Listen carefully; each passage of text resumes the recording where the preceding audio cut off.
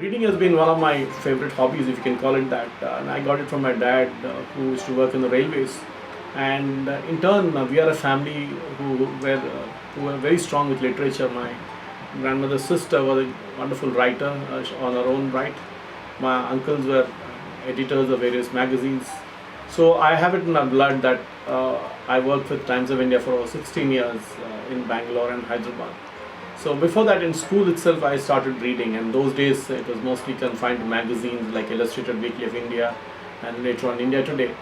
The book started pretty early with Enid Blyton's, and then it went on to slightly more serious books and like FREDERICK, FORSYTH, and those days were like books were a rarity, but not like what you have right now. And to buy a book was very expensive, so I wanted to rent the books from somewhere. So I used to rent it from Secunderabad, where a lot of books were available, and read it voraciously.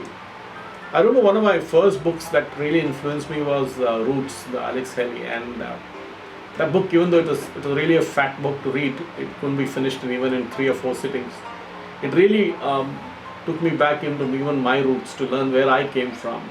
And if I ever write a book, in fact, I plan to do one, I will always go back to that particular one to discover where my family came from in Kerala and how did they come to where they are right now. So the entire family tree, as described in Roots, is a very emotional journey, and I think we got to learn from that to understand where our roots are. We should never forget where we came from, and to put it all together in a compendium like that was wonderful, and I think that was one of my all-time favorites. Another book which I ironically read after watching the movie was The Day of the Jackal by FREDERICK FORSYTH.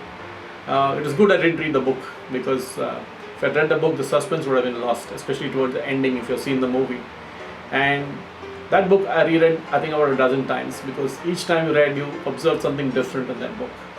And when you go back and watch the movie again, you realize that it is one of the rare occasions where the book is as good as the movie, or the movie is as good as the book. So, the third one, which I recently read, ironically, even though it was published a few years before, was Blink by Malcolm Gladwell. And I think that book really talks of where we are in today's world, especially the theory of slicing, where a lot of marketing people, a lot of medical professionals can learn from, is there actually. And as you read, it's not just about psychology or about medicine or about marketing or about people, but I think each of these things looks very, very familiar to us, and we always say, oh, I wish I had known this before. And that's how we are today in today's world. What saddens me today is that people are no more reading books. One can always see people at the airports with a Kindle, or maybe a rare book one there, but books have become cheaper these days because of the online portals that we have. But today's generation sadly is not reading books. They're not reading newspapers, they're not reading books, and it scares me a thought that maybe in 3 generations or 2 generations from now, books will be something that will remain in the museum, not on the bookshelves.